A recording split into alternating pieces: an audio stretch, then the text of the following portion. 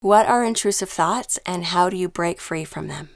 Intrusive thoughts are repetitive, unwanted thoughts that keep you in a state of perpetual anxiety. They are uncomfortable, they are alarming, and that's the point. They're designed to grab your attention.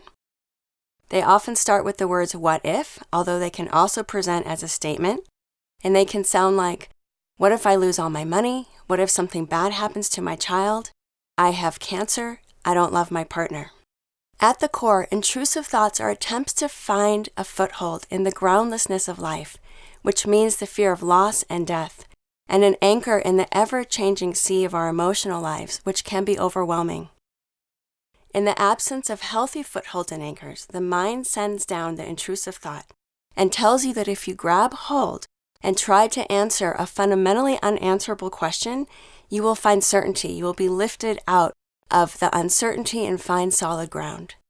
But of course it doesn't work. The more you feed the fire of the intrusive thought through obsessing, ruminating, and seeking reassurance, the more you will inflame your anxiety. In order to break free, you have to learn how to respond to the thought differently. These are the 3 steps that I teach my clients and course members.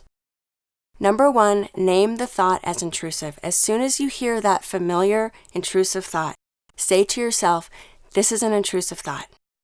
When you call the witch by its true name, you diffuse its power and you create some separation. You diffuse from the thought itself.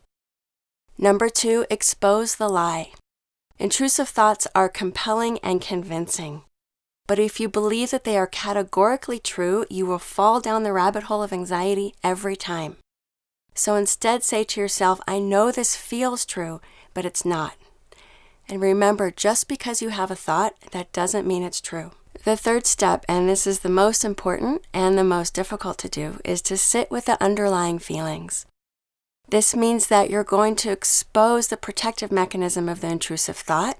What is it trying to protect you from? By asking the question, what is this thought protecting me from feeling? And then you need to be willing to drop down into your body. So to do this, you send yourself the message it's okay to drop down out of that compelling and addictive headspace and come into my body, following your breath,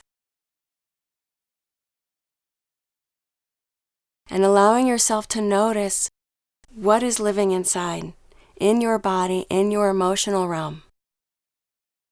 So to slow everything down and listen for what arises.